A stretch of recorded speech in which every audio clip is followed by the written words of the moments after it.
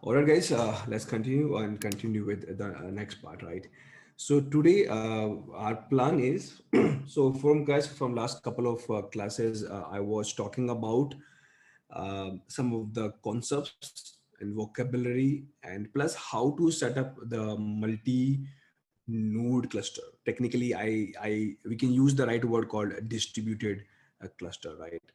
So we have done those things very successful. There's one more concept of distributed in Jenkins world, that is about dynamic provisioning, and that is the way actually in today's world, today's use cases we work, right?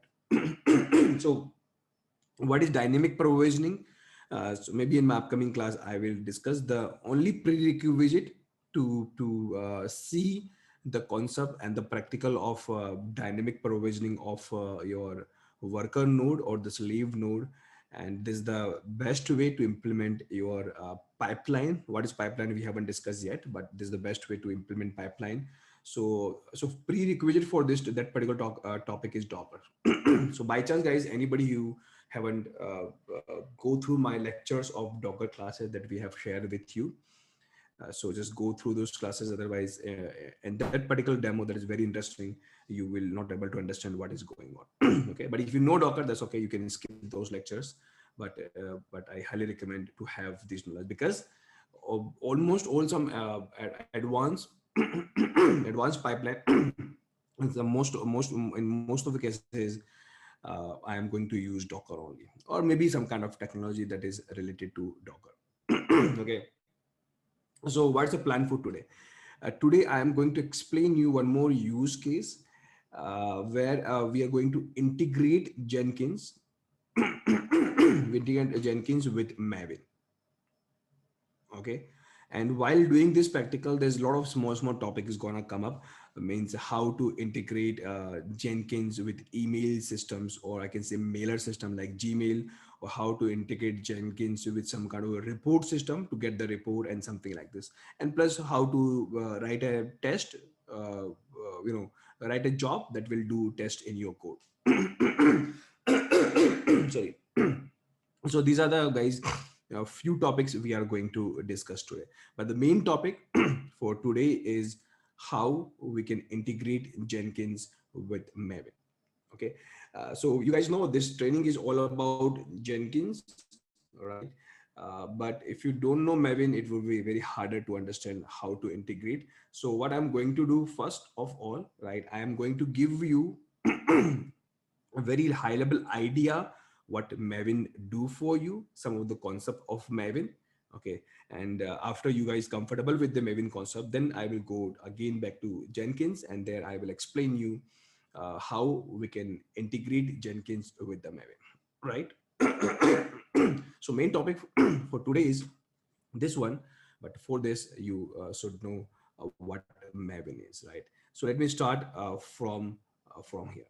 Okay, so let me start from here. So what is Maven? um, uh, so again, it is a one kind of automation tool.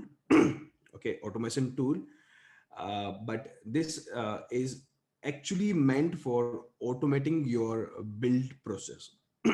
Or I can say it help you to automate your life cycle of your software. I can say the word development. What I mean by this, guys, can you hold for a second, please? Can you hold, please?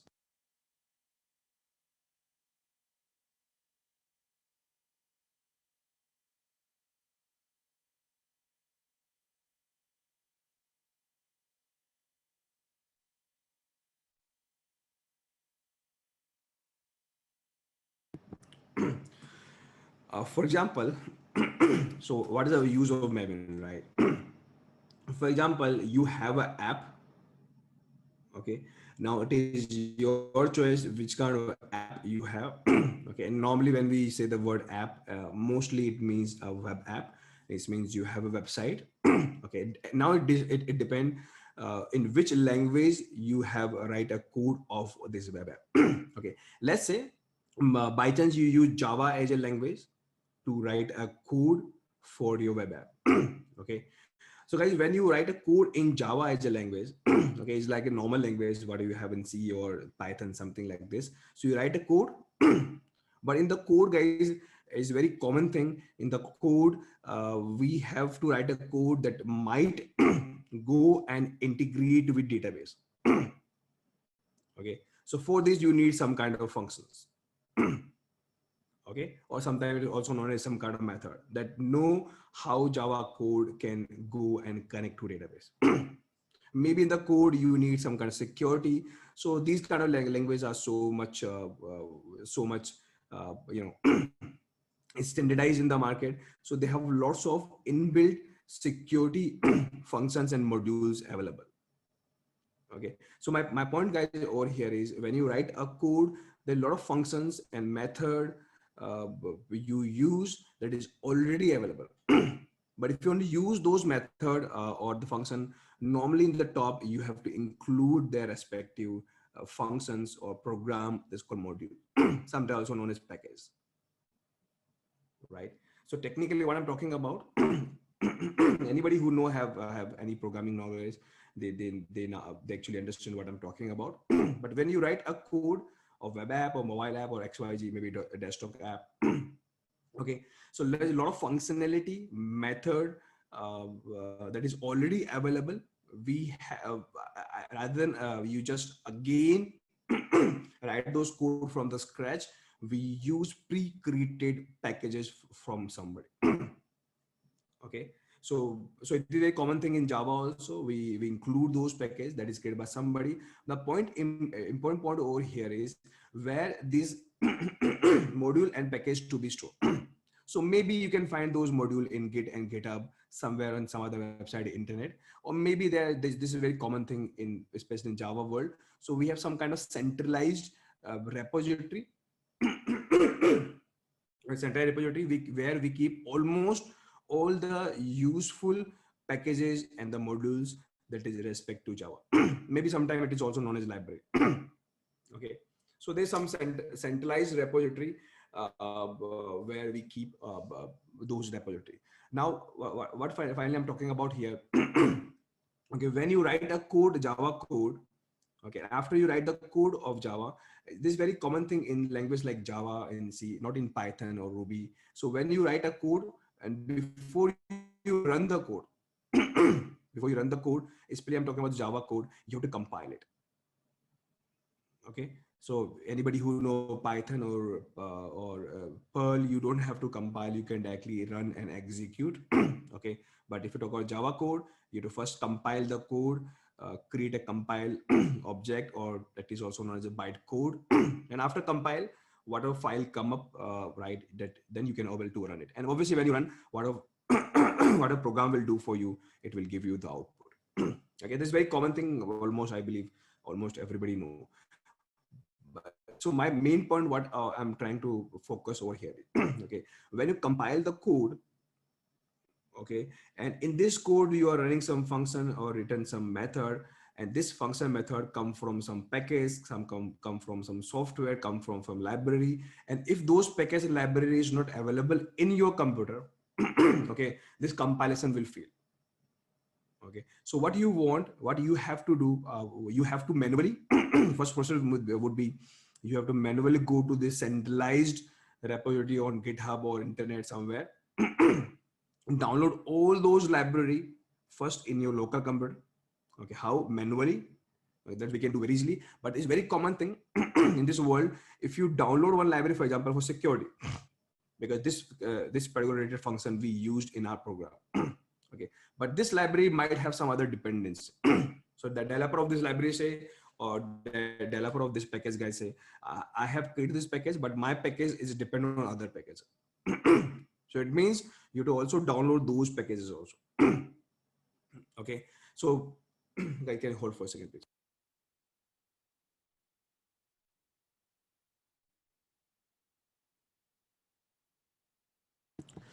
I'm so sorry, today is very harder for me to talk, but let me try. so so so technically what I'm trying to tell you here is, if you as a developer who create an app, Okay, so as a developer, our focus area is to write a code, write a functions, use the function that already available. Okay, and tell the program that these are the functions we are going to use, or these are packages we are going to use. Okay, and then after developer write the code, we have to compile it. Okay, but now challenge here is, if developer is compiling this code, then developer has to do one more thing, that is maybe somehow like a manual thing. They go to this kind of repositories or internet, download all the package, and then only they can compile. Okay, so rather than they do this process manually, manually, to go and download the packages and their dependencies, and plus also with right version, because maybe one security package, let's say have 1.2 version, but this code written in 1.3 version. And if you download 1.2, it will fail. So you have to download the right particular version of the software. Okay, so rather than you do this thing manually, right, we can do one more thing here. We can go for automation. So there is one automation tool, right, that can give you a capability that they can go to this centralized repository on the internet, download the entire packages, whatever your code require, with all the dependency with the right version. Okay, and after they download, wherever you want to use, you can use it. So name of the program that will do this thing for you is Maven.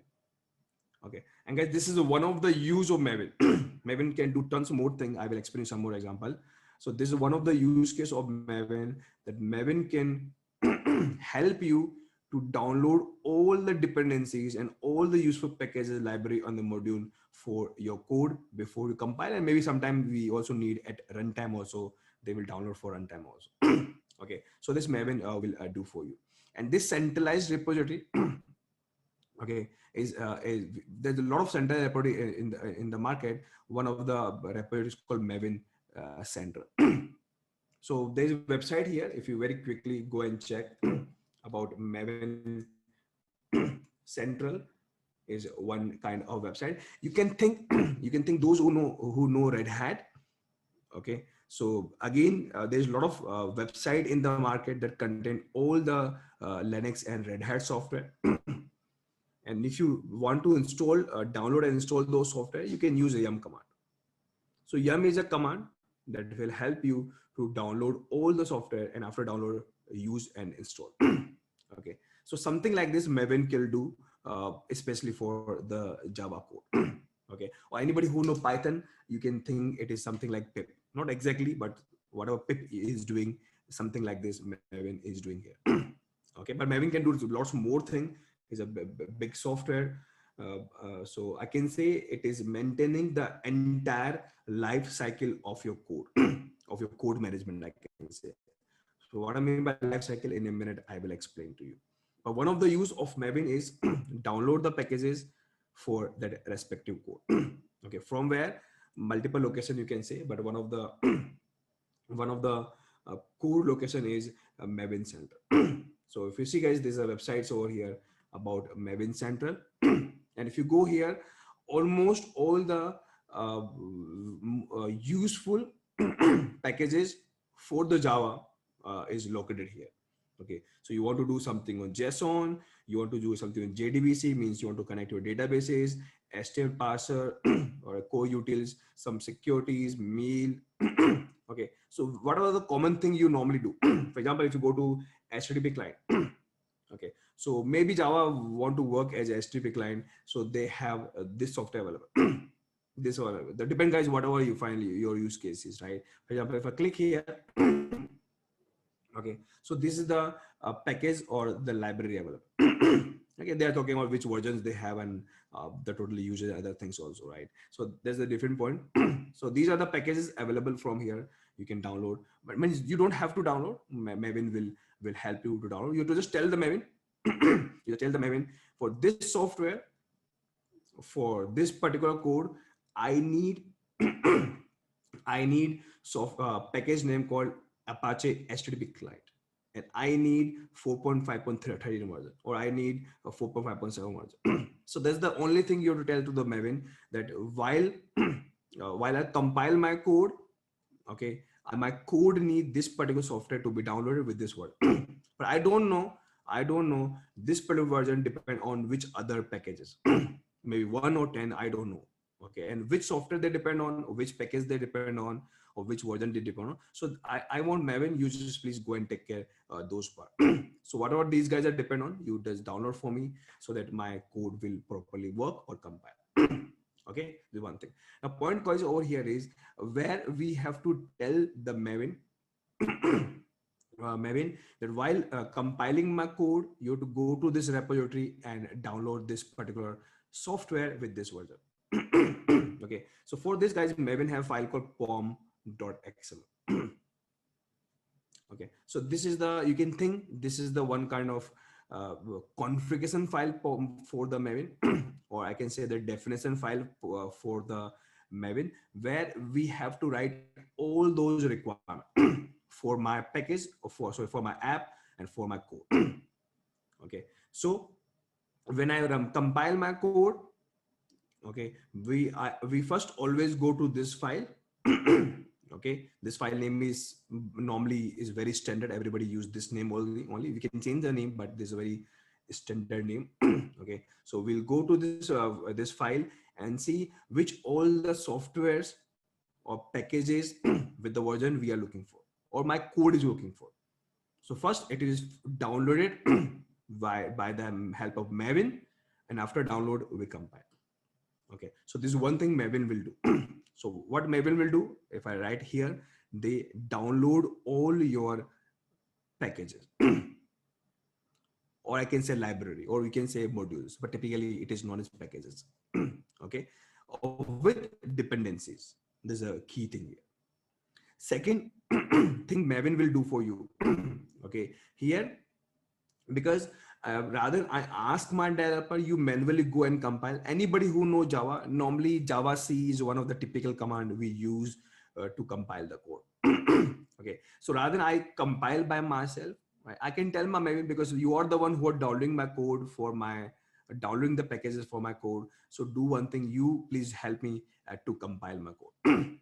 So second thing Maven can do for you, they help you to compile your code. Okay, then third thing is there's a guys concept called testing, right? So maybe or not everybody is comfortable about this concept, but today high level I will talk about a concept called unit testing. Okay, so rather than we do manually the unit testing, again we can ask the Maven, Maven, why after compile, can you please help me to do the unit testing? Okay, test my code. If my code is working good, that's okay. If some issue in my code, please help me with the error so that I can ask my developer, they will quickly fix the error.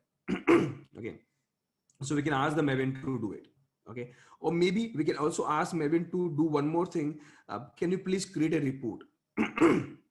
Okay, because when you test my code working good, right, it means 100% is okay. Normally it's never 100% okay, because this code is always big in size, a lot of things we have to write, and always our test fail with hundreds of error.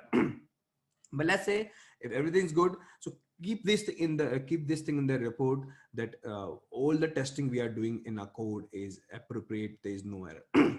But some error is coming, so please write in the report. Okay, while testing, it's called unit testing. Okay, for unit testing, we had this error due to this reason. Okay, so there's a lot of way to create a report. One of the typical way we use called Surefire. Okay, this is one of the way we create the report. Otherwise, there are a lot of way. Okay, so rather than we go manually create the report, Maven will help me to create a report for us. Okay, this is one thing. And one more thing, guys. So technically, again, guys, this class is not about Maven. I'm just giving you high level idea what Maven can do for you. So we can very easily integrate Maven with the Jenkins. How integrate and why to integrate, I will explain you in a minute. Okay. But one more thing I just want to tell you here is whenever you write a code in Java, okay, so let's say this is your code.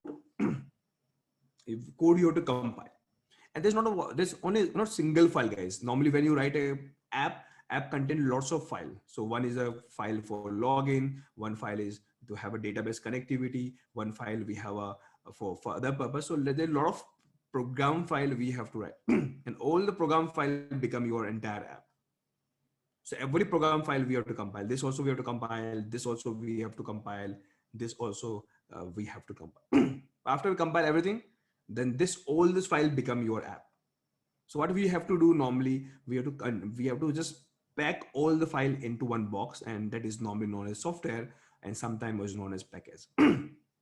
Okay, so when I want to run my app or I want to run my software, I can manually go to one by one to every file to run it.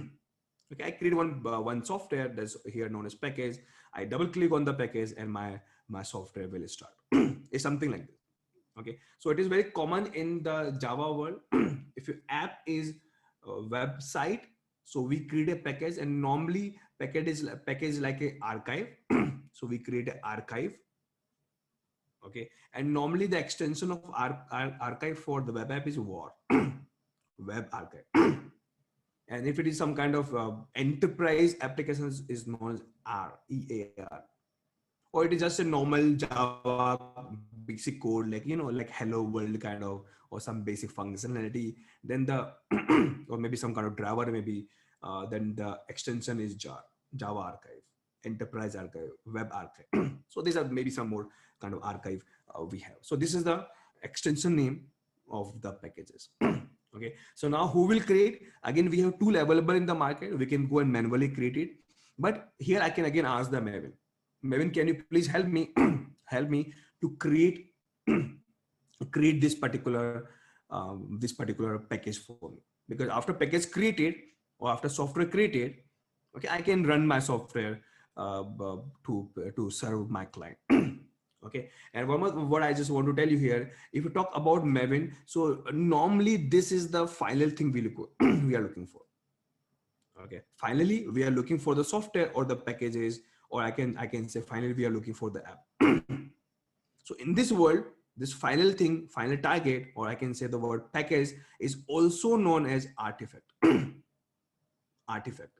So whenever you heard this term artifact, is a very common term. Okay, it always mean to say package or the final software that we are looking for. That's what we need to run my app. Okay, artifact has extension war, R, or jar.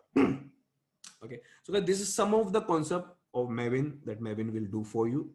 Okay, otherwise there's lots more functionality. Maven has its entire independent course, but these are the very common and core thing Maven do for you.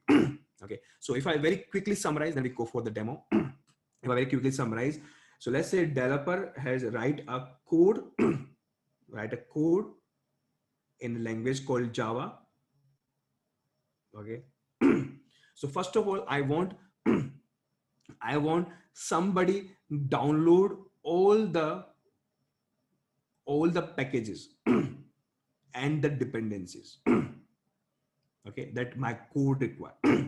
Just for one example, in my code we have written that I want to create a report. Okay, for how we create the report in some kind of, by using some kind of software. Which one? Sourcefire. Surefire. Or let's say I want to create a unit testing. How? So maybe normally J unit is the one normally we use. Okay, so what is J unit or Surefire? These are also one kind of software packages. Okay, so who will download this software for you? Okay, obviously Maven is the one who download all the required packages, whatever my code need. Okay, and their respect depends. So this is one of the role of Maven. Second role, okay, then Maven help you to compile. Okay, third role, if there is no issue in the compiling, there is no error, then we can ask the Maven, I want you please help me to test test my code. What test? I will give you a high level idea in some minute if you don't know what is tested. So Maven will help you to test. Okay, then we can ask the Maven after test, everything is good or bad. In any of the cases, create a report. So at least I can see they fail, why they fail, a success, that's good. So at least from the report I can see it. Or you don't want to create a report, that would be your choice. Okay, but obviously guys, everything is going good. So it means everything is right. So finally I need my software to be ready. It means I want my package to be ready, or I want my artifact to be ready. Okay, so if you guys see here, okay, if you see here, from development, where developer write a code, okay, after this, after till my software is ready, okay, the entire process step by step is called life cycle. So entire life cycle of your software, I can say the word management here, okay, or project management here is can be done by Maven. Okay, and understand one thing guys, in entire end-to-end life cycle, what I mean by end-to-end pipeline, when I go a little bit more in advance in Jenkins, I will discuss you there. So in bigger end-to-end pipeline, where my code written by developer and my finally software will reach to my production environment, will have lots of cycle or life cycle like this. This is one of the life cycle only with respect to software creation. Okay, and sometimes this particular process or this life cycle is also known as build. Build. So you can also say this is my build process, and sometimes it's also known as, because we have to first download, then compile, then test, then create a report, then packages. Maybe you can create one mail also after your package is created. You can ask them to mail that your package is created or not, or reports fail or not, something like this. So it is, that is the reason guys, it's maybe sometimes also known as build pipeline. So we create one pipeline, and step by step we are doing. And why I say pipeline? Okay, because if one of the part fail, second part won't. So for example, if my software won't able to download, compile will fail. If my software is not properly compiled, there's no meaning to test. If there is no test, obviously there is no meaning of to create a report. Right? And if tests fail, obviously there is no meaning to create a software. Okay, so everything is depend upon each other, but don't worry guys, pipeline I'm going to discuss in very detail. This particular word in purely in the Jenkins class, I mean Jenkins topic. Okay, but here I just want to explain you about the Maven. So Maven is a one tool can do lots of things with respect to the build pipeline or the build process. Means we have to just provide a source code to the Maven, and Maven will give you a surety. Finally, they will create a package for you, or they will create a build for you. So anybody who by chance know Docker, right? So in the Docker guys, we always provide a code in a file called Docker file, and Docker has a command called Docker build. So this build command guys will give you a surety. From this code, they finally create a package for you. By chance in the Docker world, package is known as image. Okay, so from the Docker code that we write normally in Docker file, okay, build command of the Docker finally give me the image. Image also you can think like an artifact or like a package. Okay, so again this process also guys known as build process or build pipeline. Build pipeline. Okay, but here that is purely with respect to Docker. But here in Maven, mostly our focus code would be Java only. It doesn't mean Maven only support Java, they support some other languages also, but the core of typical functionality, right, of the Maven is on Java. So mostly whenever you heard the term Maven, 90% or 99% it normally means behind the scene we are dealing with a code of Java only. Okay, so this one thing. Okay, this one thing. Second thing, okay, if you talk about the end-to-end pipeline, what is end-to-end? Again, I haven't discussed yet, but understand one thing. Okay, Maven is only helping you create a package. Okay, but who will send this package to my production computer? Who will configure my production system? Who will implement security in production system? Okay, who will ask the QA team to test the further softwares? So there's a lot of things, guys. So till here, Maven duty is done. After this, the Jenkins duty start. So So what I mean by this, when I explain guys end-to-end pipeline in my upcoming classes, this concept will be very much clear to everyone. Okay. So I just want to tell you here that Maven is just one part in the entire pipeline or entire process. Okay. And that is the reason mostly we always use Maven inside the Jenkins job. Because Jenkins because Jenkins job is the one who will do everything for you, right? And slowly guys, we'll see lots of advanced job we are going to build. So you will see in this big advanced job or advanced pipeline, okay, Maven and building is just a one part. Okay.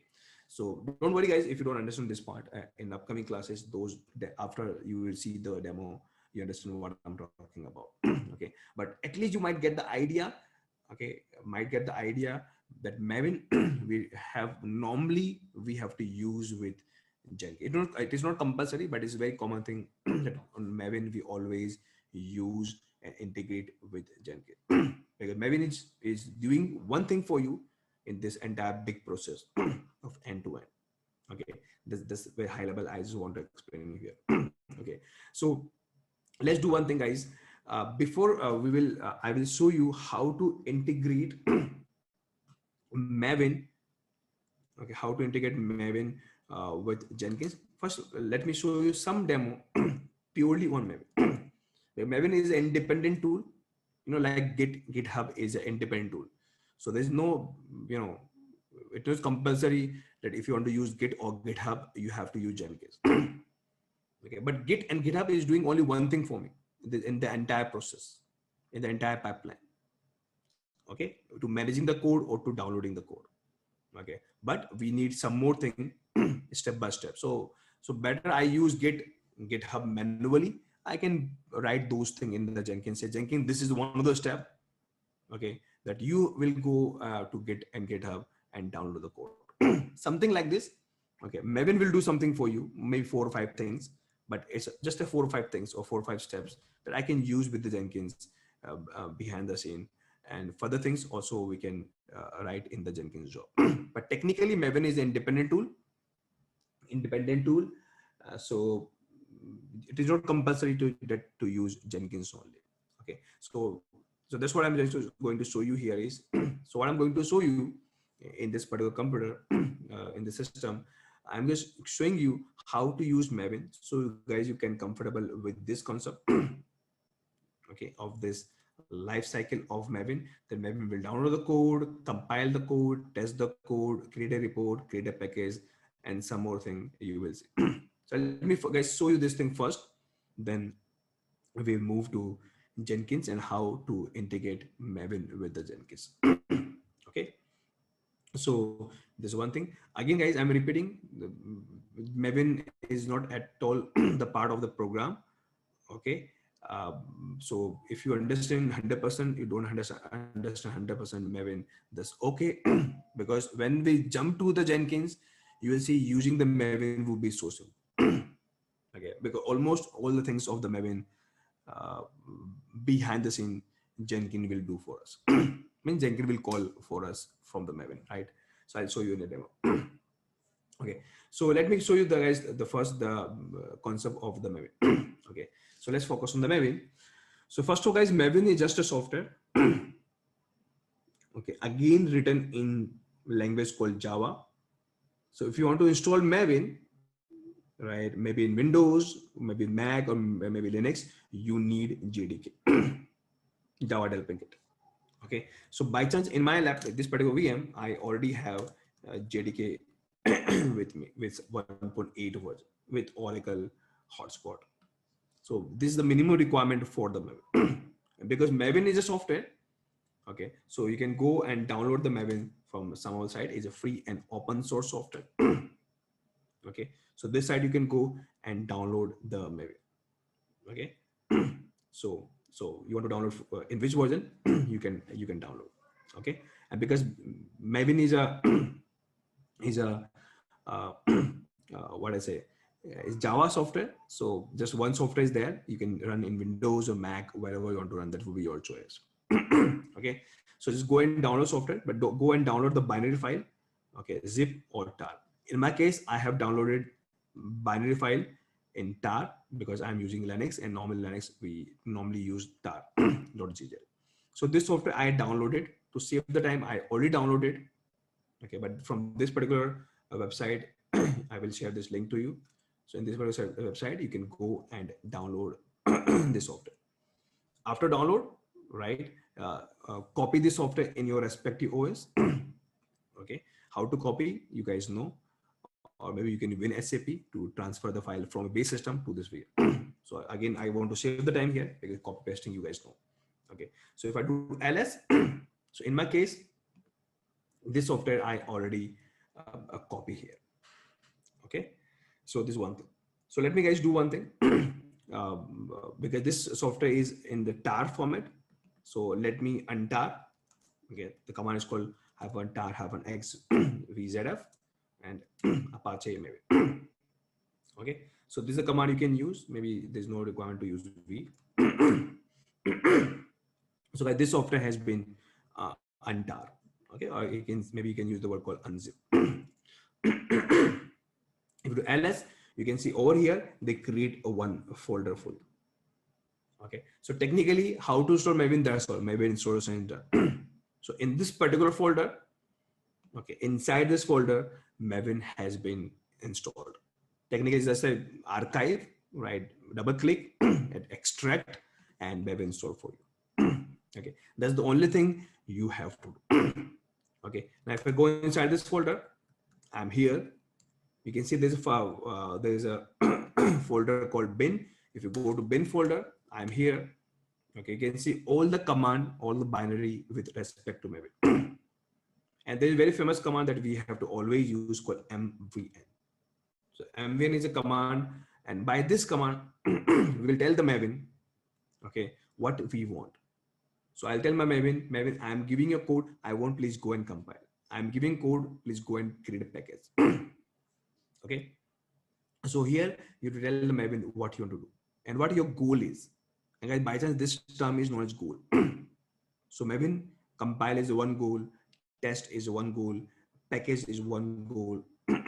Okay. So this is the term we use in Maven. So we'll tell Maven that my goal is to compile my code, or my goal is to test my code. Okay. So, but how you tell your goal? By the help of mvn command.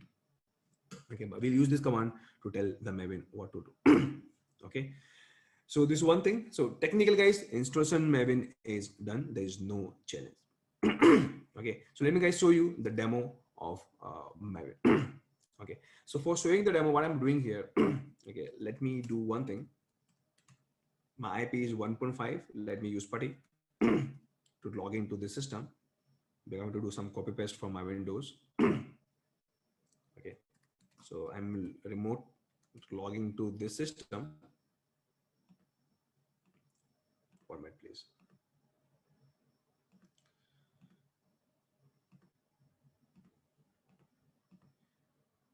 Okay, so this is the same system.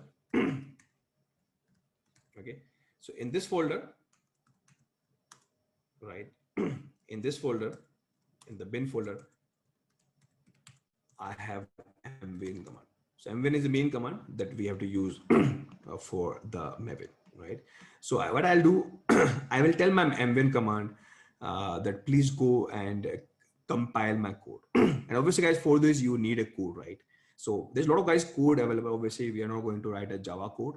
So there's a lot of code or sample code available in GitHub or internet for the Java. You can download those code if you want. Okay, so this is my Git Git repository. If you guys want to download from here also, you can go and search for Maven, and this is the one of the code, pretty simple code we have. Okay, so I'm going to download this code. This code contains nothing, just very simple Java code. And whenever you run this code, it will print the message hello world. Okay, very simple code, even though I have copied this code from somewhere else. Okay, but very simple code.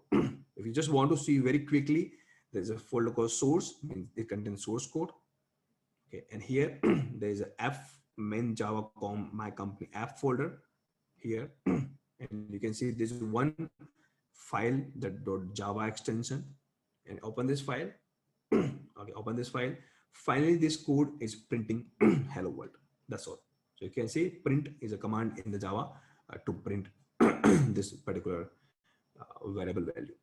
Okay, so pretty simple code, nothing fancy here, but because this is Java code, if you want to use a Java code, you have to compile it. You can't directly run it the way you run the Python code. Okay, so this is one thing. So what I'm doing here, okay, I'm downloading this code from here. Okay, and how to download? You guys know. Let me create a separate folder for this workspace, some folder, and let me download here. So I can use git clone to download this code. Okay, so my code has been downloaded. Okay, and for in this code, guys, we are going to ask Maven to compile. We can also compile ourselves with Java C kind of command. Okay, but here I will ask Maven to compile my code. Okay, why? One of the reason maybe, maybe in my code, even though it's very simple code, but maybe in my code require some extra packages. Okay, without those packages or without those library, my code won't able to compile. Okay, so this may be reason. Okay, but my point over here is how Maven come to know which library or package we need. Just for example, if you see the source code of this app, again, if you go to source folder, the developer of this code has created some test cases, and they put the code of the testing here in this file. So very quickly, guys, let me explain what test cases here so that you can comfortable with this stuff. Okay, for example, let's say this is my Java code, and when my Java code run, by chance, in my case, my Java code gonna give me hello world with exclamation symbol as output. So this would be final output. Okay, when my code run. Okay, so how can you confirm this output will come? Obviously, guys, this is very simple code. We as a human being, when my code run, I can see from my eye that this is the output come up with S capital, W capital, and we have this symbol. Okay, so when this output come up, so as a human being, we say, yeah, that's what we wanted here. This is the exact output I wanted. So from my side, it's done. I test this output for my eyes, and everything's working good. Okay, but it was, guys, this is not the better way. Because in the world, in the real world, hundreds and thousands of code we have to run and compile and we have to run. Okay, and lots of different outputs come up. Okay, so my point, guys, over here is testing. The way I'm talking about here, we use the eye is like a very kind of manual way. It's not at all the automated. Okay, so what can we do? Rather than we check from our eye, we can write some other code, or we can do automation. Obviously, we can do automation with the code only.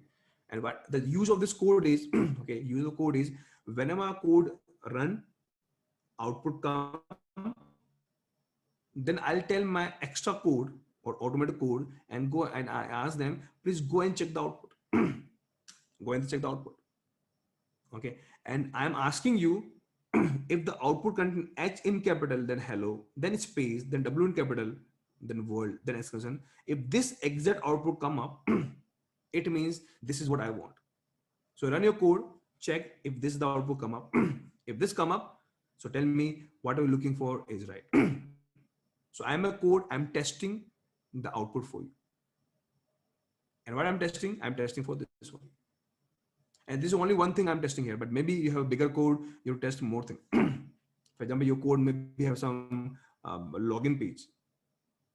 Okay, and the login page, we have to put compulsory that you have to put a mobile number only.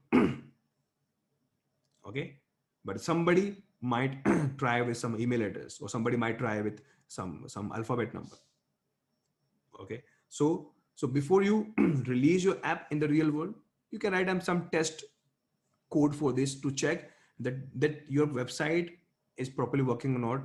Does this website accepting other things also, mobile number? Okay, so we can write a test for this. This is called test cases actually. We can write test cases for this, and test case will test does things and give you that whatever you're looking for is there.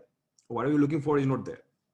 And the whatever you're looking for is not there, it means my test case failed. Okay, for example, in this case, we are looking for H capital, but maybe they give you H small. Maybe I want H in capital.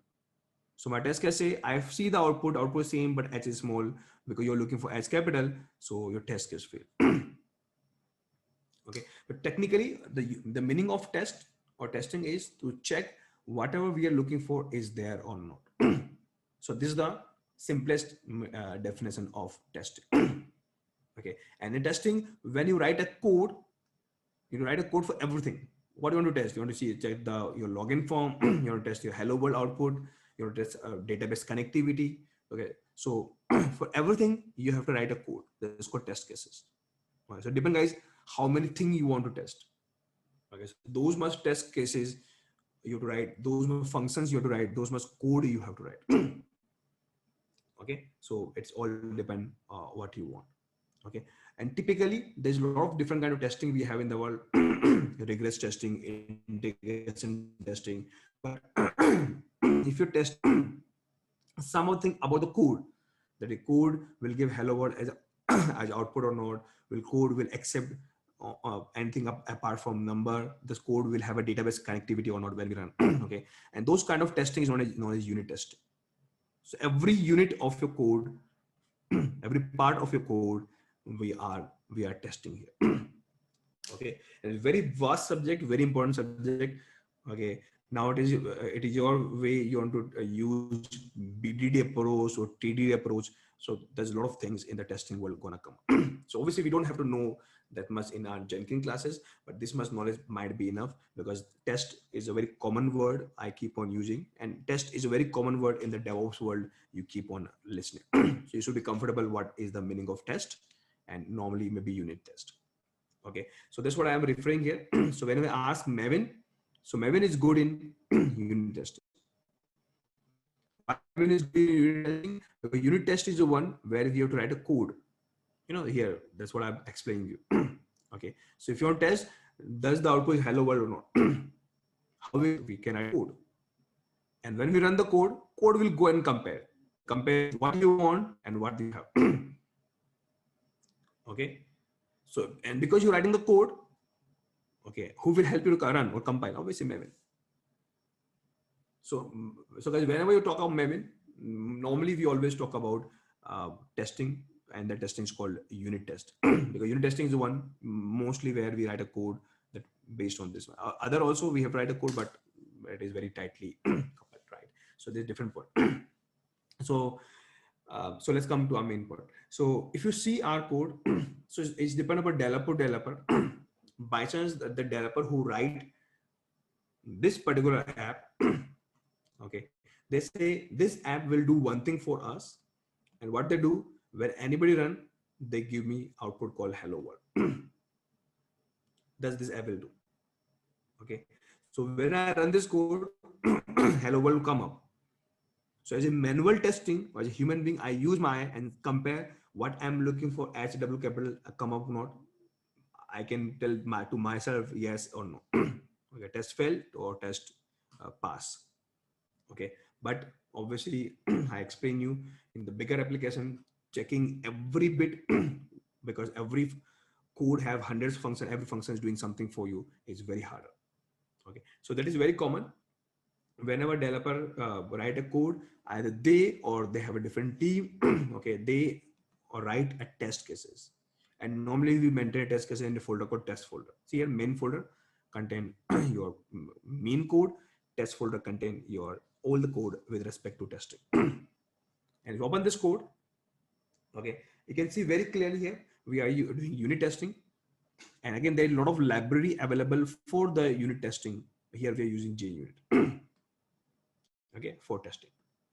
And if you see guys here, technically they are doing a testing. By chance, I don't know you Java or not, or you know language or not. Okay, but anybody who was there with me in my Python training. So recently guys, we have talked about decorator. So you see here, same decorator they use.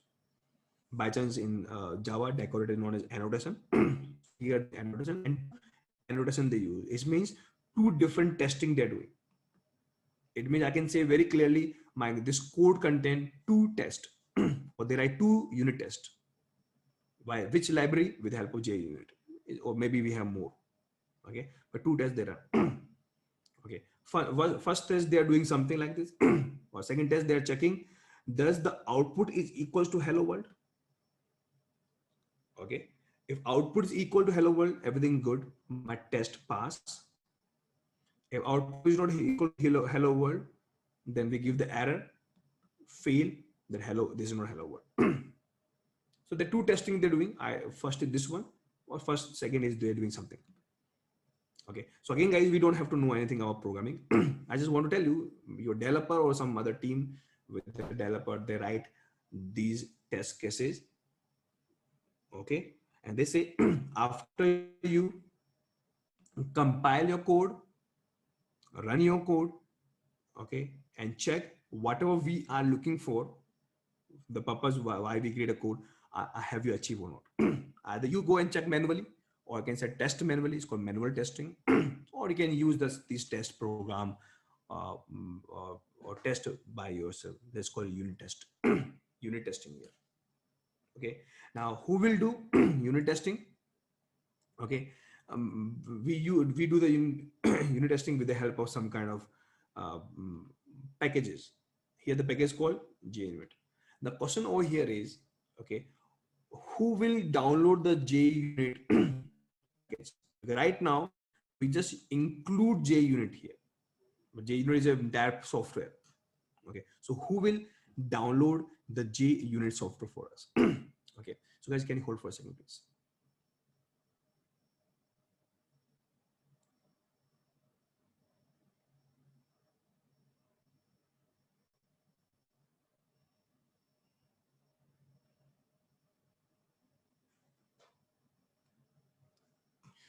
So who will download the JUnit software or the library and package for us? Again, Maven. Okay. So technical does guys in the Maven, very common guys, when we write a code, either normal code or test code, we have to download a lot of software and their dependency. But how Maven come to know, okay, which software we have to download, or which package we have to download, or which version we have to download? So for this guys, Maven take the help of file called pom.xml. Okay, so it will give the Maven, and uh, mm, Maven, when you run, always check this file, and this file will give you the entire information about this project or entire information about this app. Okay, what software these guys are looking for, or what libraries or packages these guys are looking for.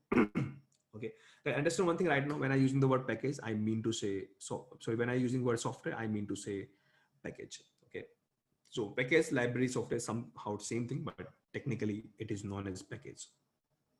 Okay, so that is the reason.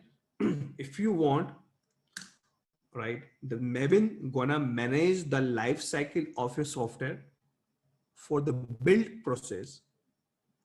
Okay, so in this case, your software should contain file called pom.xml. Without this file, Maven won't work. So whenever I run the Maven command, Maven will always look for this file. There's a code file of the Maven, and you open this file. Okay, what is written in this file?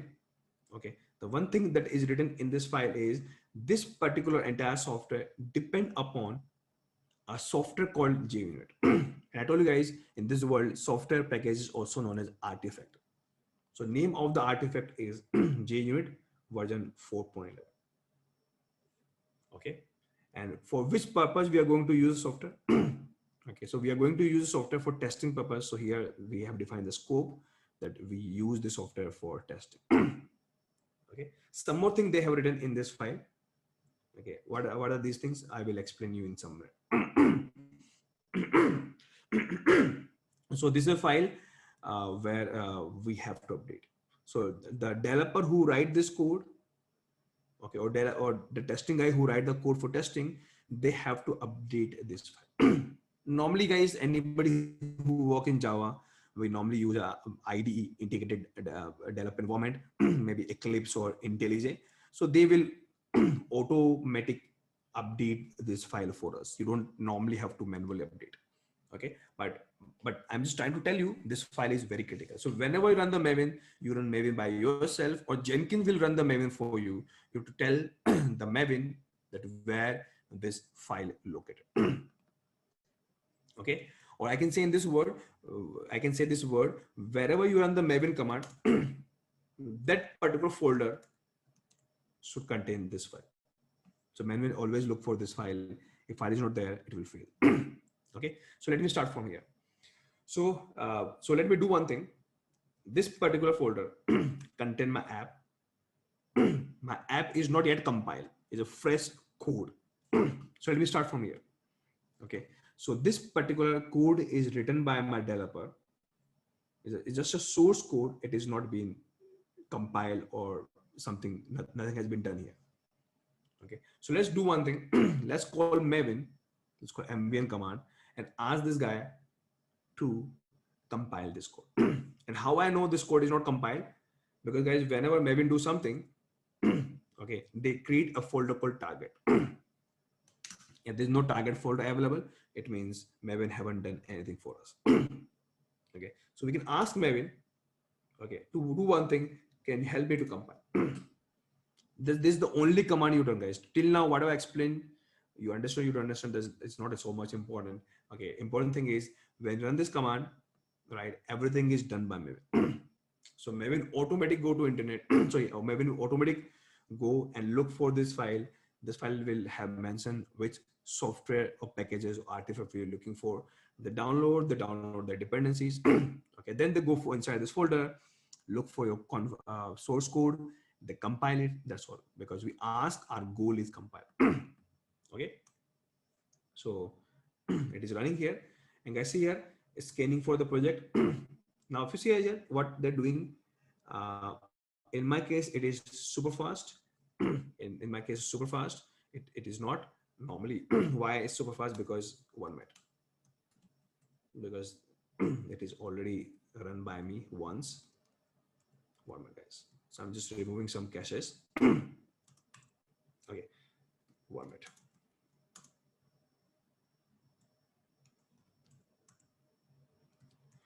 Okay, and 1 more minute. I have already done some changes here. Okay.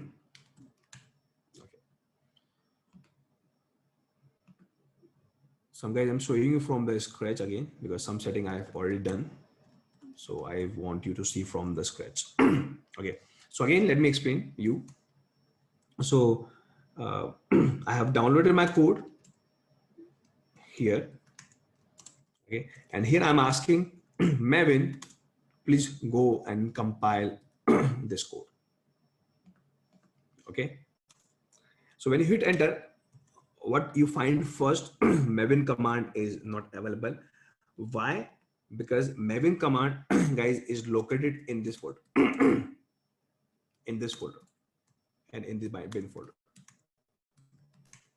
So this is the folder where we extracted the Maven software, and this is the binary folder where Maven command located. Who know Maven command located here? We guys know because we know where we extracted the software. Obviously, my system doesn't know. Okay, so you tell your system that whenever you're looking for Maven command, go to this particular folder. So for this guys, normally in the operating system, you have to set an environmental variable or you have to set a path. Okay, so you have to update a path and say whenever you look for MVN means Maven software, go for this particular folder. Okay. But one more thing is good practice, guys. Due to some reason, I will explain sometime. Okay. Right now, I have extracted the Maven in a /root folder, and by chance, root folder is the home directory of your root user, and root user is the admin user that have all the power. So if any other user want to go inside this folder, they won't have a power. Okay, so in the future, when I ask Jenkins to go to this folder and get the mvn command, so Jenkins is also a normal user. I showed you in my last class. So Jenkins won't have a power to go inside this folder. And if I ask Jenkins to run the maven command, it will fail. Because of permission. Okay, so what I'm recommending here, okay, so this particular folder, you can move from here and transfer to slash folder, or maybe slash temp folder, or maybe create some extra folder where Jenkins user can go. Slash is a folder where any user can go. And I'm copying here, or you can copy with a name called slash Maven or Maven, let's say 3. So MV command I use, I cut paste this folder in slash. So this is the folder where any user can go. Jenkins will also go in the future. Right now my code will run right now here, but in the future when I integrate with Jenkins, that time it will fail. Okay, so so let me share this command to you. So finally, okay, first you have to download software, then use this command, tar command to extract, this command to extract, and then move this to slash some name. You can give any name. So technically this is the folder where all the Maven related thing is located. So Maven has the own conf file, Maven has the own library, everything about the Maven located here. Okay, so but who know which folder contain all the configuration of the Maven? This one that we know, my system doesn't know. Okay, and that easy reason, guys, there is a one variable that's called Maven underscore home we have to create. And you tell this variable, okay, if anybody asks you what is the home location of the Maven, where all the content of Maven located, help them for this path. And who will come to this variable?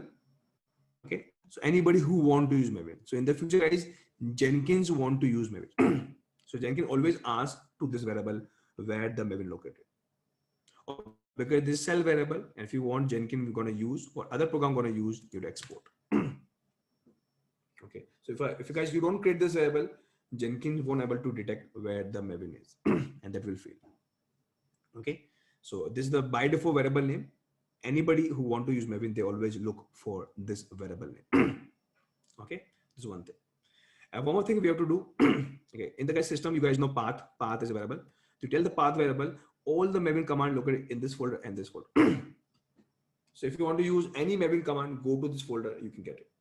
Plus colon, add all the older path. Otherwise, your older command will go on. And again, anybody can use this, so I can export this.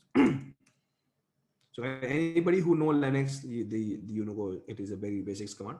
Okay, we can use. Okay, so two things you have to do only once.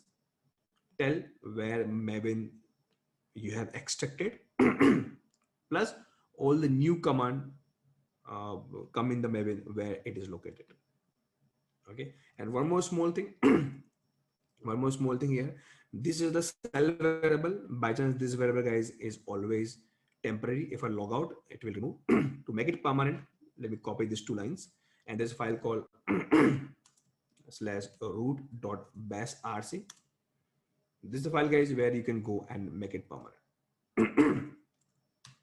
Okay, and let me post it.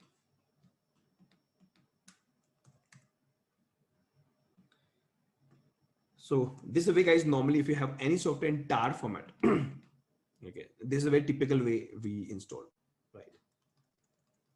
That's all. So everything is permanent. Okay. So guys, again, this is a one-time step, right? Again, in the future, you can keep on using Maven. Okay. So that's why, guys, Maven has been configured. Very quick check. What I'm doing here, I'm going to open new terminal. New terminal. Let me close the older one to confirm everything is working or not. Everything is permanent or not. Okay. Now, guys, if you go to any of the folder, if you try to use mvm command, right, it will work.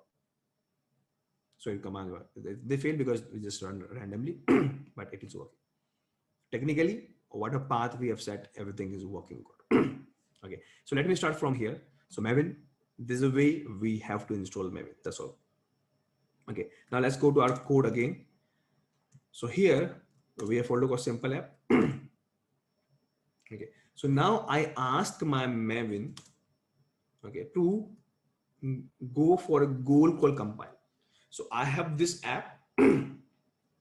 Okay. And this one, the guys, what I did till now is just install some Maven. There's a one-time setup, and normally Maven setup is almost available in the cloud, in the Docker images. So most of the time you don't have to install, it is always available. By chance in this system I don't have, so I have to install it here.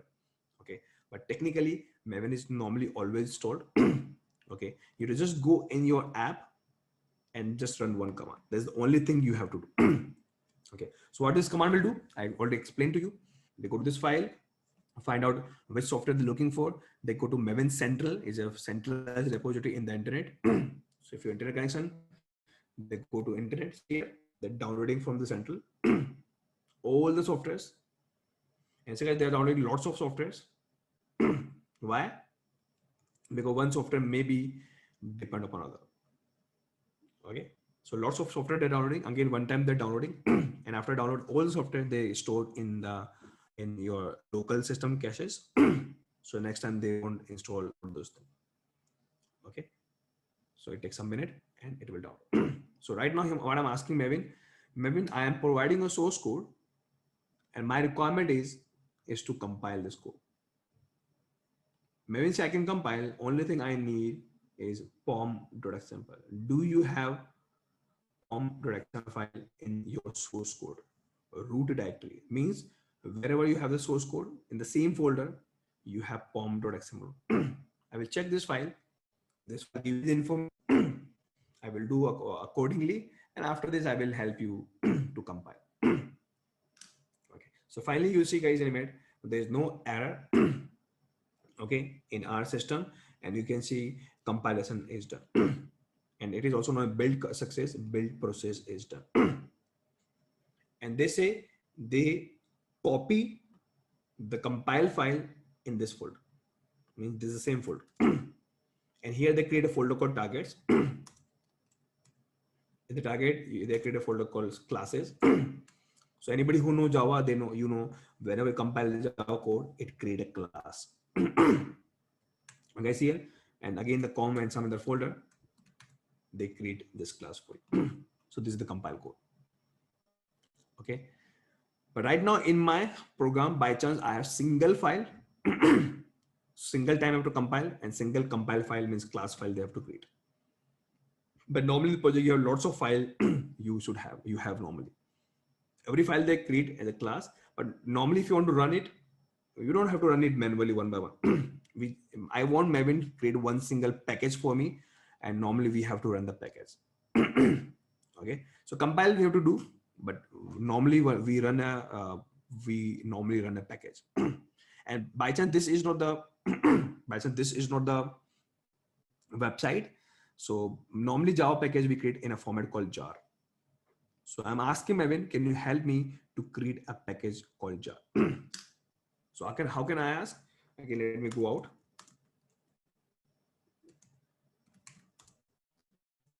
Okay, where you have the POM file. I'm here. So I can ask Maven, can you please create a package for me? That's all. This is the only command, guys, you have to run. Can you please help me to create a package? Okay. And interesting one thing, guys, you don't have to tell which format you have to use, jar or war.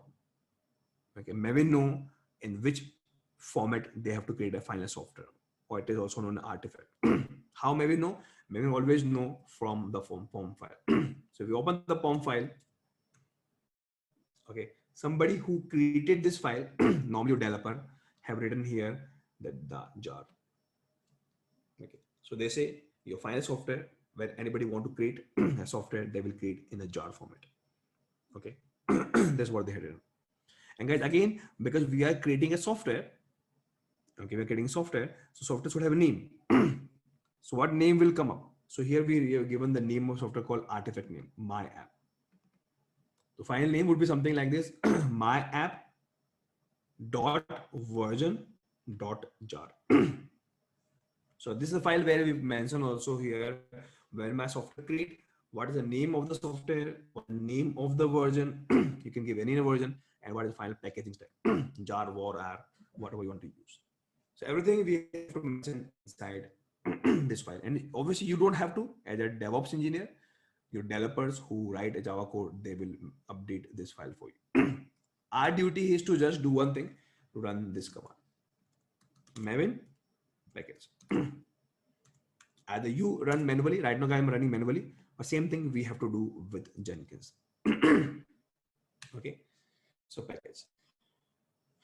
So guys, this command also needs some software. Okay, they're downloading software again for once, and finally, after the download, they will create a package. But understand one thing, guys. Uh, in my case, I only do two things. I ask to compile, I ask for package. That's all.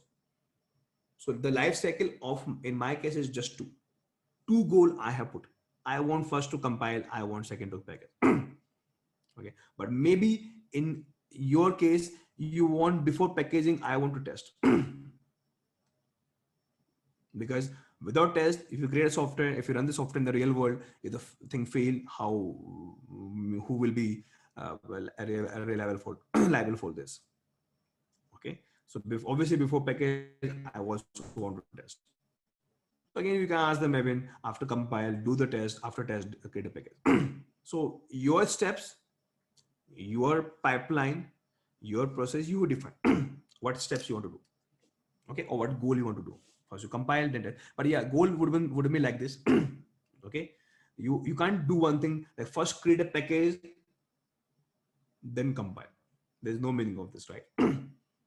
Technically, step would be always first compile, after compile, then only we can test. After test only we create a package.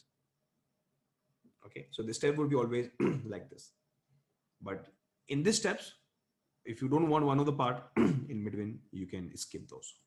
That's the different point.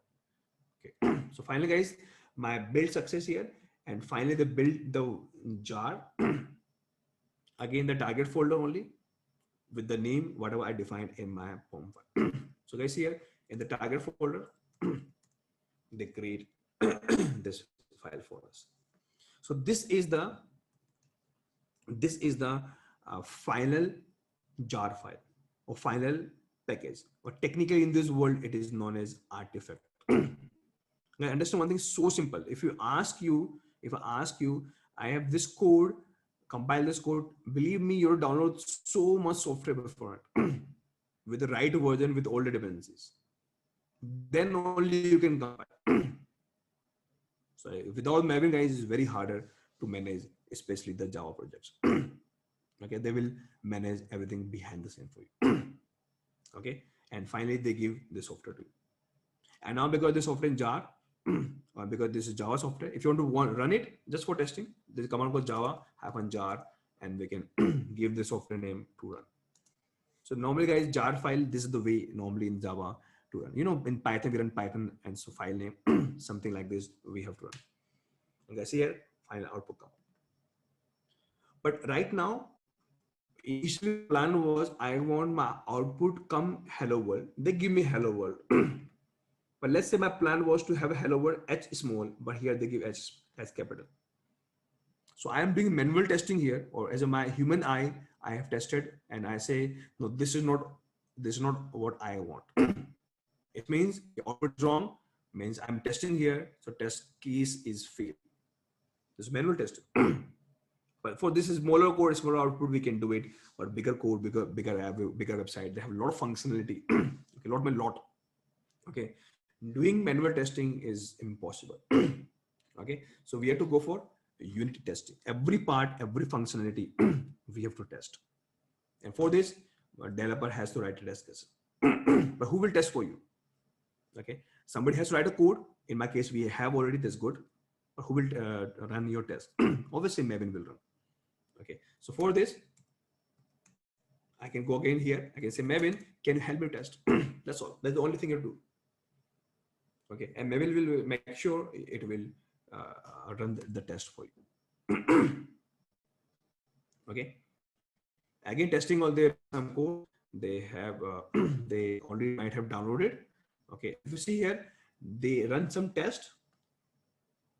Okay, and by chance we are lucky, there's no error come up, and they said they run two tests. I show you in my code, right? This is the file. The two test, annotation was there, or I can say a decorator was there. Okay, and they run the test, nothing is failed. Okay, but if you change something in the test, but you're looking for this and your output is different, you will see the error that test failed. Okay, so they run the test like this. So now it is your choice, guys, whatever you want here. Okay, so but the normal practice is we have to always compile, we have to always test, then normally we have to create package. This is the very common practice we do. Okay, so initially we use a compile as a goal, then test as a goal, then package as a goal. Okay, because this practice is so common. Okay, so common that is a reason what Mavin has done. Mavin say if somebody asks me to create a package, okay, so I will do all these two things for this guy. You don't have to tell me that do test and compile. Okay, so if somebody tell me create a package, so all the step before the package I will do. Somebody tell me create a test, all the thing before test I will do for you.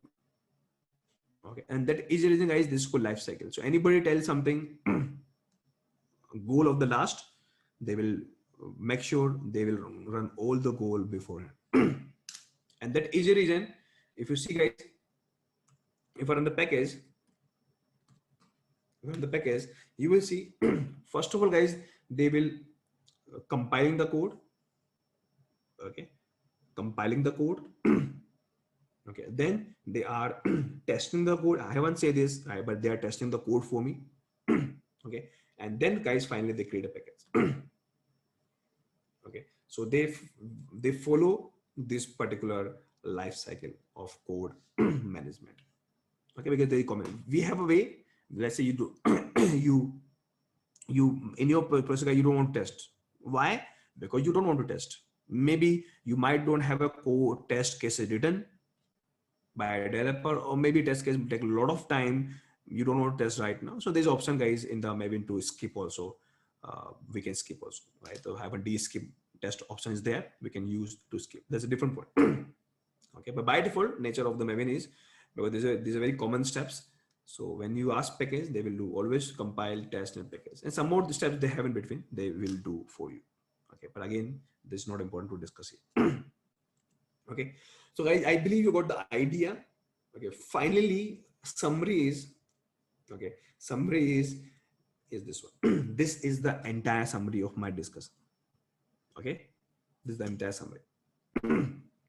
So if you have a software written by a developer and you want to build the software, when I say build, normally means to say compile, mean to say test, or mean to say create a package, and some more small steps is there. Okay, so just by this single command, everything is done for you. Only you think is minimum requirement is you need a source code. Okay, by chance in my case the source code is there in the GitHub or maybe somewhere else. Or second thing is, wherever you're running the mvin command, this system should have Maven installed. Okay, so by chance in my case the system is Maven installed. So two things you require is Maven software and source code. There's only two things you require. otherwise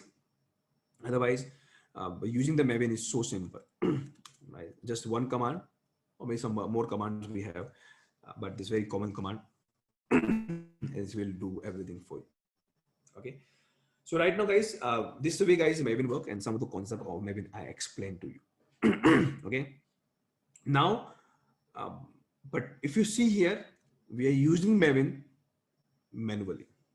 Okay, so this manual method I don't want. Okay, so what I mean by this, okay, means what we have done, we manually download the code from GitHub. This was manual process I don't like. Second step was I manually asked Maven to test my code. Third step, what I did, I manually asked Maven to package my code. Okay, so I don't want this step to done every time, right? Manually download the code, manually run test, manually the package, or some more step maybe before or after. Okay, so right now my code, this again, this particular project don't have so much steps, but at least 3 steps we have here. So I don't want these steps to be done manually. So here the guys role of Jenkins come in play. Okay, So Jenkins will do a lot of things for you. For example, by chance, I don't think so you have noticed, but if you see Maven package command again, okay.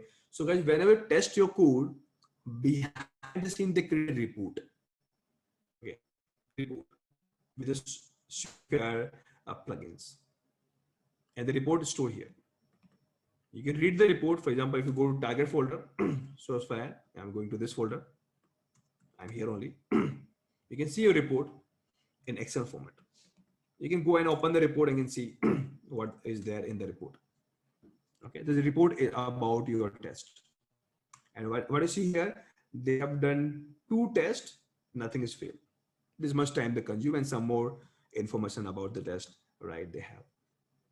Okay, so by chance, maybe or maybe whatever the software they're using here is called plugin.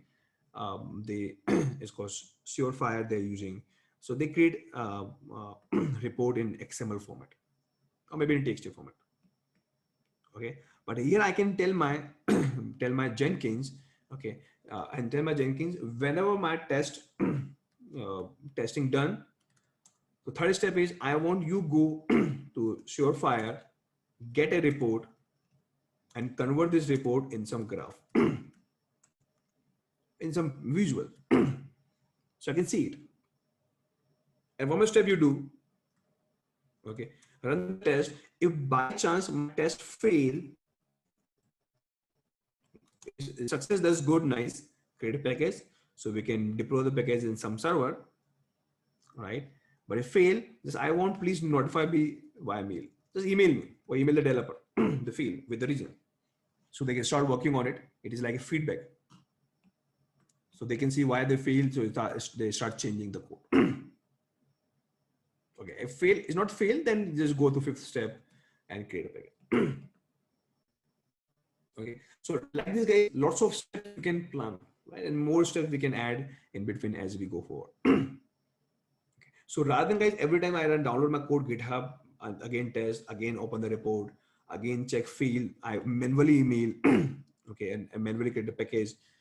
Then after get the package, I manually deploy it. 6th step, deploy. Deploy means right now I use Java jar command to run. I don't want to manually run it. I want Jenkins will run for me. Okay, so here, because we have a lot of things to do, a lot of steps to do. Okay, so obviously guys, here the better product to be Jenkins. I can tell all the steps to Jenkins in the job and Jenkins will provide. Okay, so let me do it very quickly. Okay, so what I'm doing guys, I'm going and logging to my Jenkins and show you how to integrate Maven with the Jenkins. And now I believe you understand why we need Maven integration with Jenkins.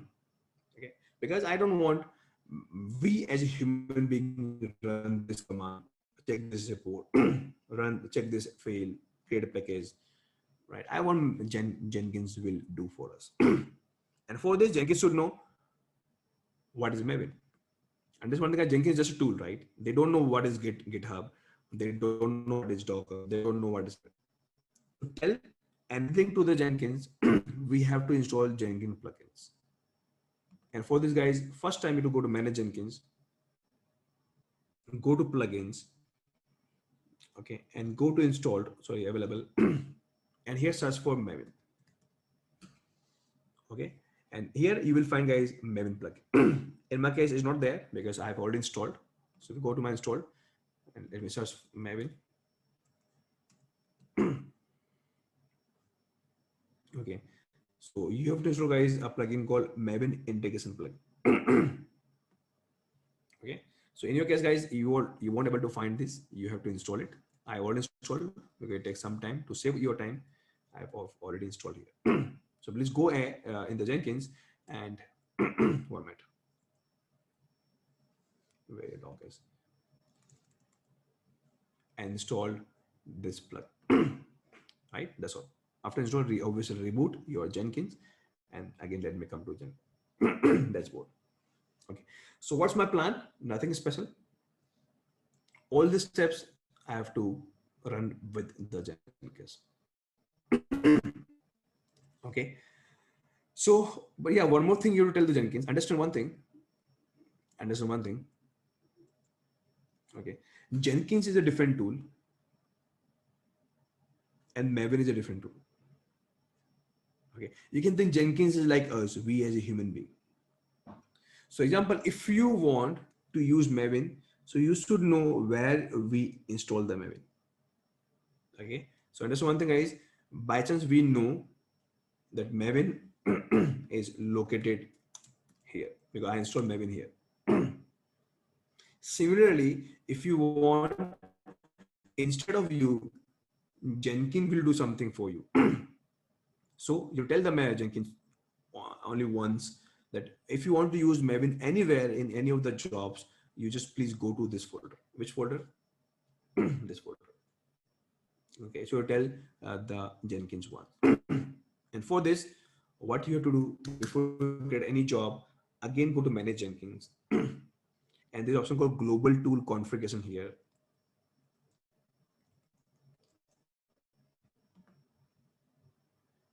Okay, so first all the Maven plugins, then go here. Then if you go down, you can see one option come called Maven. And here they're asking you, can you tell the Jenkins where the Maven located? Okay. Here guys, this also I help you to install Maven also. If you don't want to install Maven manually, if you click here, Jenkins will automatically download Maven for you, install for you. So this is a good thing, but I already have the Maven with me. Okay. So you tell the Maven home. Okay. And in our case, the Maven home is this one. Okay. That's all. Okay. And in one system, you can install multiple Maven with different version, Maven 2, 2.12, 2.13. Okay. So here they're asking the part where your Maven, and you just give some name. Let's say this is my Maven 3. Okay. This is name. This name we can use somewhere, but this is a unique name we are giving. Okay. And it is a slash Maven. So it is right. Slash Maven 3. It is saying it's not exist here. 1.5 format. Maven 3. Yeah, actually, yeah, there's all space in the front. Okay. So that's the only thing you do. So I have to tell my Jenkins, whenever you need Maven in any of the project in the future, you can get the Maven from here. Okay, let me see. That's all, guys. That's the only thing we do. Let's go and create a project. Okay, so let's say this is my Java project 1. Okay, again, let me go to freestyle. You can search for Maven also, but for some reason I'm going for freestyle. Okay, freestyle. And now what to do? As per plan, I would ask my Jenkins download the code, then go for source code. Get where's the code located? My code is located in the GitHub over here. I can give the path. This spectacle we have already done, guys, to get the code from GitHub. Okay. Then my next step is ask the Maven to test. Okay. So how we can do for this, and okay, this concept is called build. So we go to build section. In the build, there's an option, guys, come up called invoke top level Maven target. Okay, and this option come up, guys, because we have installed Maven plugins. Click.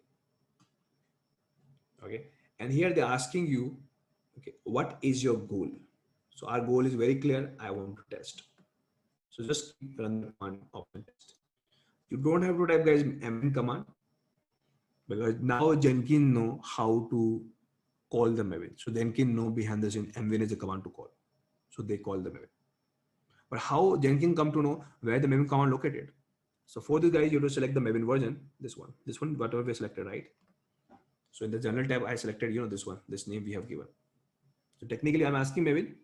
So Jenkins, go and find the path of this name. by chance they find the name called slash Maven 3, go ahead, and they know the internal structure of Maven. They know the command is always located bin. So automatically they go to bin folder. They call the mwin command, and they run mwin test behind the scene. So technically, this is the only way, only thing you have to do here. Otherwise, everything is done by Jenkins. Okay. So let me till here. Let me test this, right? Okay. And what happened? Right now, workspace is null. Okay, because this first time we are building, but when I run it, my Git code will download it here. So my job is started, and if you see on real time console output, you can see the Git code is downloaded. Then behind the scene, Jenkins is the one who go to this folder. I told you, they go to bin folder and they always call mwin command for you. You don't have to worry about where the command located, and they run the test code. And because testing require libraries or the packages. Okay, they will download all the packages for you, and finally they say test is success. Or because test is success, that is a reason we can see this green ball or maybe blue ball and a success. Okay, but notice one more thing, guys. In this test, okay, they also create a report for you, source file, or where the report created in your workspace. Inside this folder, inside this folder. It means if you go to your project in the workspace, inside target folder, inside source file report folder, they create a report here. Okay, so what can I do? I can take the help of Jenkins and say this report in Excel format harder to read. Can you please take this report and create a graph for me? Okay, so for this, what can you do? You can open the config. Let me open the new tab. Okay, and right now, guys, if you go down, and there's an option called post build action. Means after test or after compile, maybe what extra action you want to perform here. So this option, guys, called publish JUnit test report. Because right now, guys, my testing is done by JUnit, a library plugin, and they create a report. So I want to publish. And here, guys, they're asking you where the report located. Okay. And so my report is located in a folder called target. So let me write here target. Then the folder goes surefire reports. Surefire reports. Okay. And then this file name. So guys, this file name is very bigger. Maybe time, guys, in next project, my file name might change. But we know the file extension are always .xml. So what can we do? We can write here, file name would be anything, extend.xml. Star means anything. So it will save our time rather than keep on pasting this bigger name. I can use this approach also. So I'm asking particular option here to get the report from this folder. And this folder, guys, is with respect to workspace. Okay, it means from a workspace. Okay, this area is called your root folder.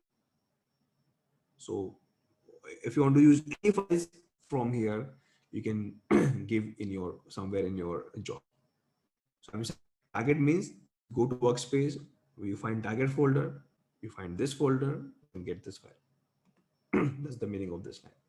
And some extra things also you can do that we can discuss in the future. Okay, and let's see. Okay, so what we will see, guys, here. Okay, now next time when I build, again they run the test, again they create a report, again obviously they're successful.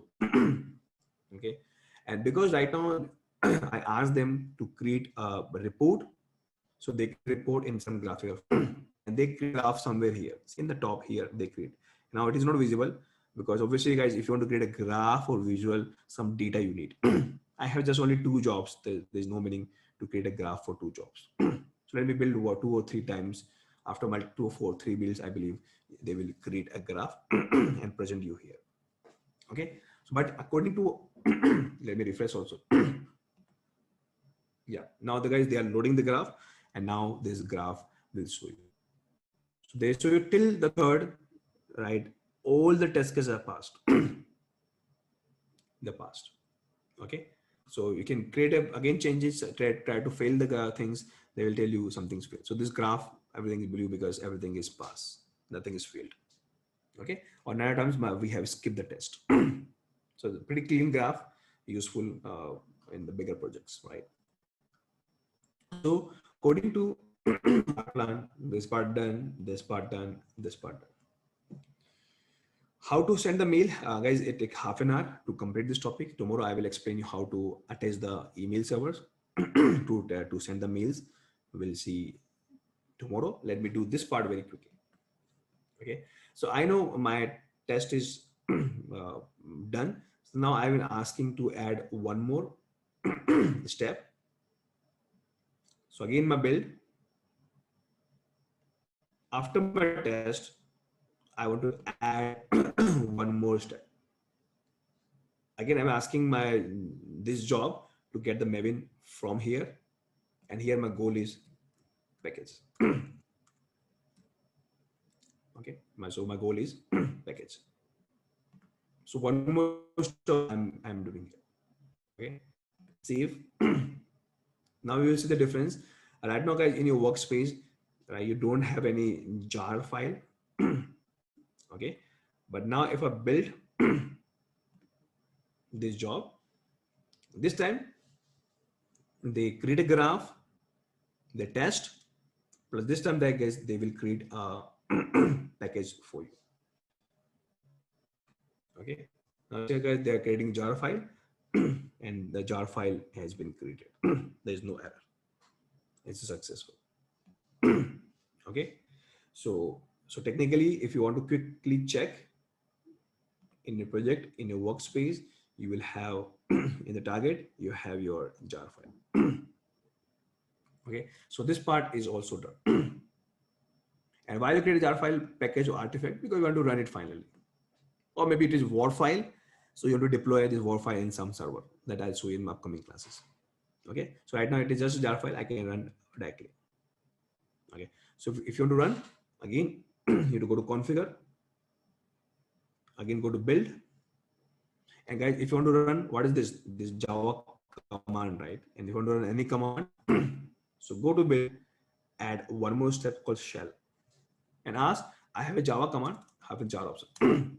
And here I want to run my jar file. Okay, where is the jar located? So again, my jar is located, guys, in my workspace in the target folder. So I'm asking you, go to target folder. Go to target folder. Inside, I have a file called my this one. Obviously, this name is the same because we put this name in our POM file. Okay, or you can also use star.jar because always we have one single jar normally. So we can also write here in this folder, whatever jar file you have, go and run it. So you can use also star here, means any file name you find with extend.jar. Let me save. And let me guys again build. Okay, this time what you see after build, after test, after get package, they run your jar file or they deploy the jar file. Okay, and like I here, the deploy was successful because I got the answer hello world. Okay, so this is also done. One more small step I want to show you here. I haven't written it here. So it is very common because whenever you create a jar file, it is very common we download the jar file from here. After download, we share this jar file to other teams. They test this project for some other test. Okay, and they check also the website is working properly or not. Is because it's a complete software. Okay, so what can we do to download? Either everybody go here, go to target, and from here they download. So it's a little bit cumbersome, guys, to go search and download from here. So what can we do in the configuration? Okay, in a post build action, okay, there's option here that archive the artifact. Okay, this option we have. Artifact means your package, your jar file. Or what we mean by archive here? Let me explain you.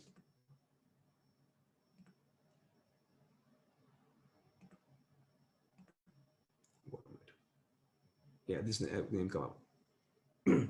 Okay, so what I mean by archive, I will explain you. But what file to archive means, asking you which file to archive. So I want to say in target jar file. So go to target folder, and there's a file you find that jar. I want you archive this. Okay, so what I mean by archive, I will explain you by showing the demo.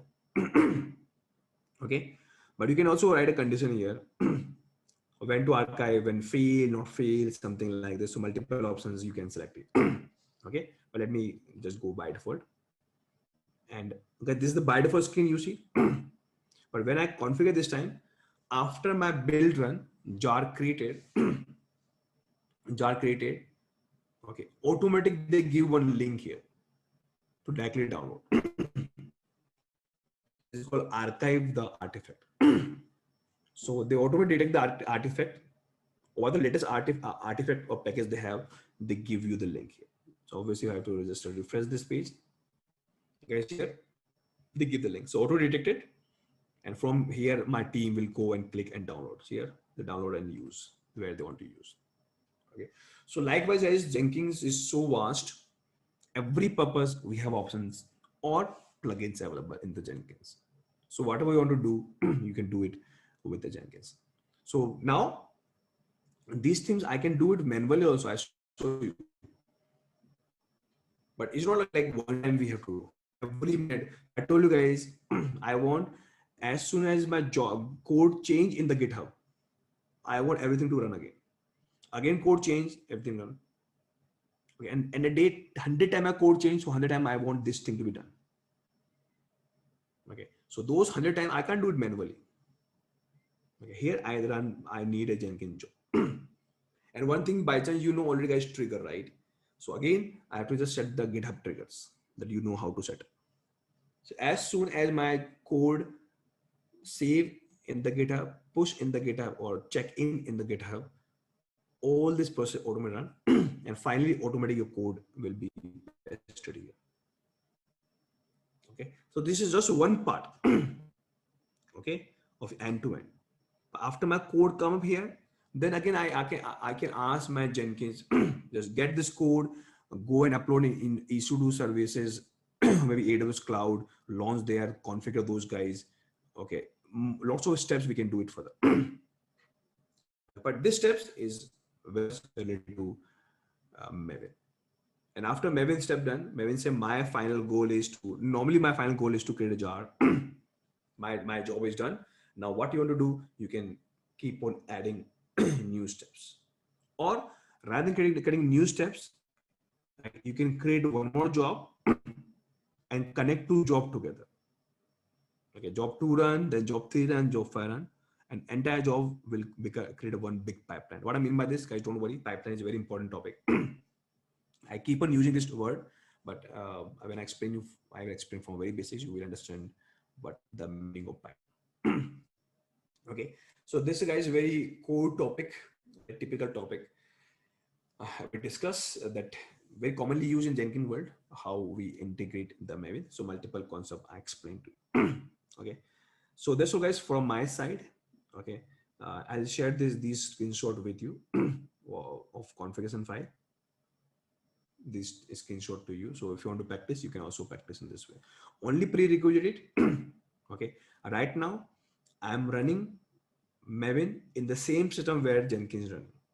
So I have single master, single slave.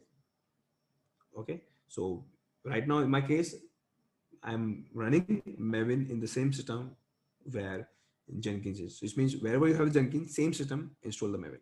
That's the only prerequisite. But in the future, I will change the setup. Okay, Jenkins will be in the different computer, Maven will be in the different computer, and how we can link, I will show you. Okay, so questions, guys. Until here, you can ask me.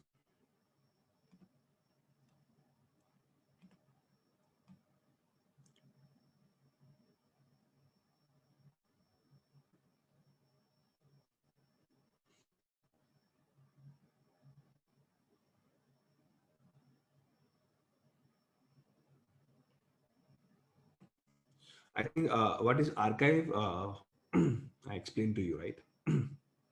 But normally, the meaning of archive is if you have a lot of file, okay, and you plug all the file, create one single file of all the file is called archive.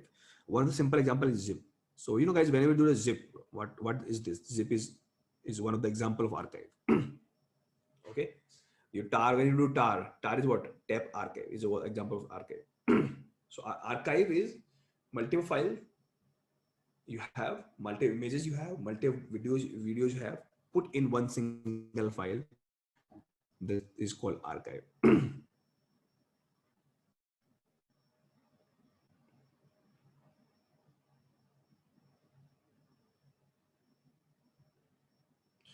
Yes, Alok, there's a way. We have a Nexus sonatype.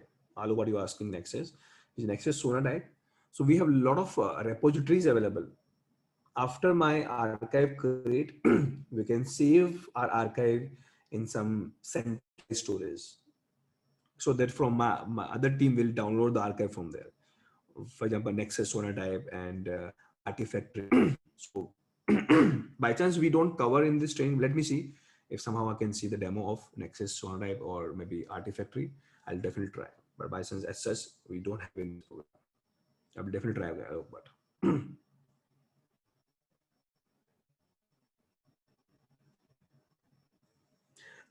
Abhishek, as such, Python we don't need. One thing, guys, Python we don't need. First of all, we don't have to compile the Python code, right? It's just a code we have to run in runtime. Okay, or if you need in the Python, then pip is enough. Okay, so something like tons of pom.xml, we have Python also. This is called requirement.xml or requirement file. Okay, so anybody who know Python, so in the pip,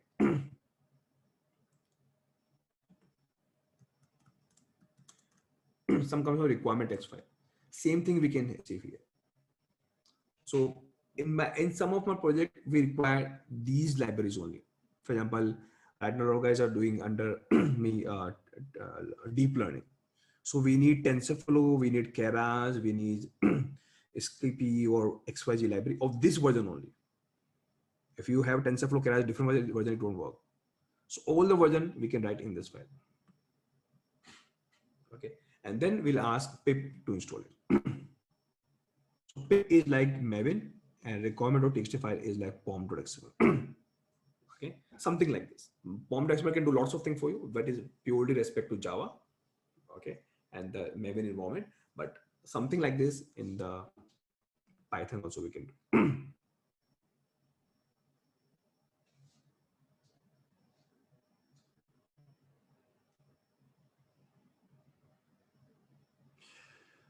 No, Ghosh, it is not true.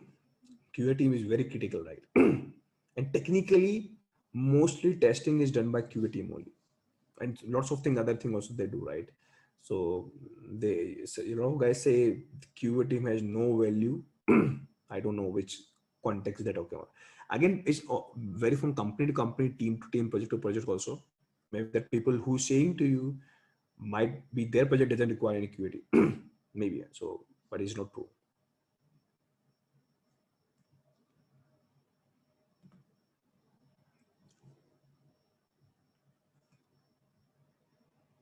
So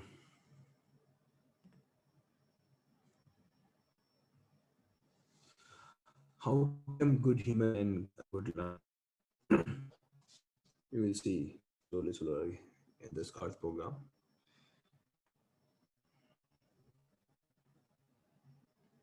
Prometheus, yes, obviously we can't discuss here. Is a different metrics tool. Okay, so there's no link as such to discuss with Jenkins. Yes, possible. You can integrate Maven with OpenShift. Very lot of use cases we have for this, and in OpenShift we can run the Maven inside the ports. So and technically in this kind of use case, mostly Jenkins come also in between.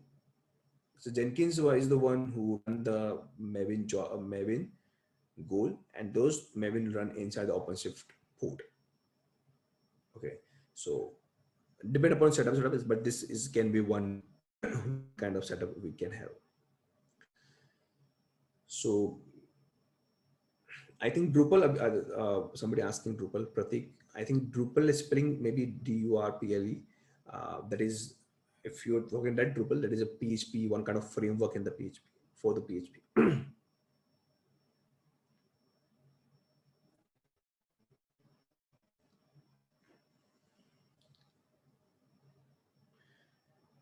Actually, Ravinder, huge difference maybe in Selenium. Selenium is a framework for testing. Okay. And maybe it's not framework. Okay.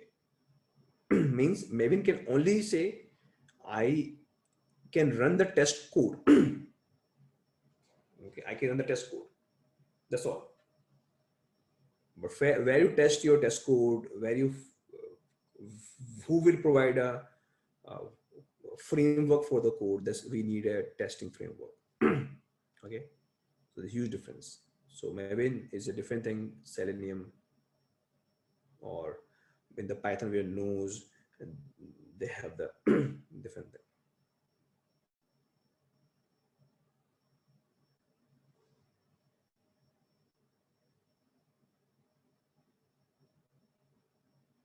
Simple hello world require this. No, obviously hello world, Raghav, never doesn't require this much process, obviously, and nobody gonna run hello world program in the real world. But normally in the training we use this kind of example to explain the concept, right? But same concept you can apply with bigger code, complex code, whatever the setup you have. Okay, so code will be bigger, they will do something for you, but approach could be same, right?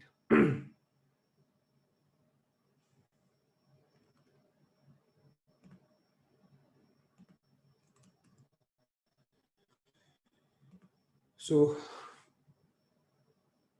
Uh, yes, Lakshmi, I told you somebody also asking about Nexus. You are asking about Artifactory. I'll definitely try to touch this topic also somehow. Uh, these are topic where we store our Artifactory. I definitely try.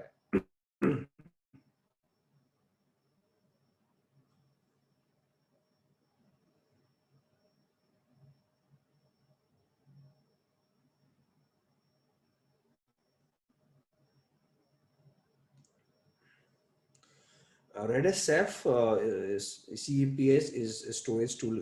So it is very interesting, very important tool. Recently, I think some month back, I already covered this training. Let's see if we can have more batches on CPH.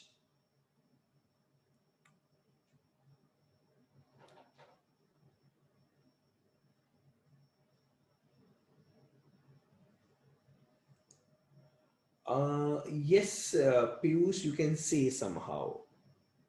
You can say somehow, but Maven plus Jenkins is a BC for OpenSea, means build configuration, but only for Java code.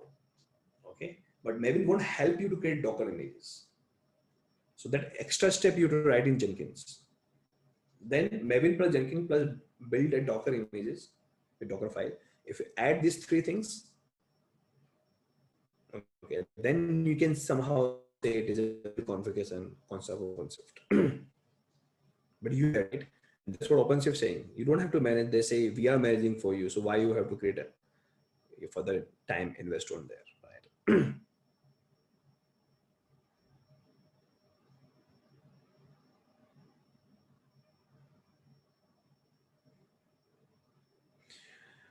Guys, when you create a variable in cell like x equal to 5, somebody asking here, and when you create a variable export x to 5, difference is a shell is a program. It's called bash shell. Okay, and x is a variable you create in the shell. Very quickly, if I show you.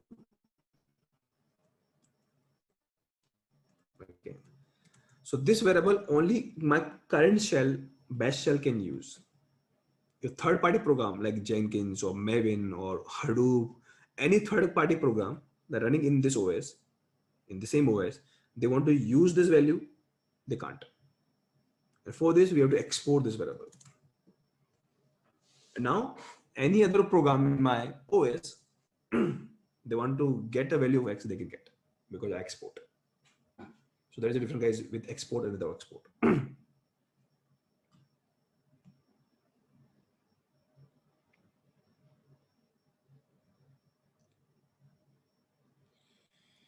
So,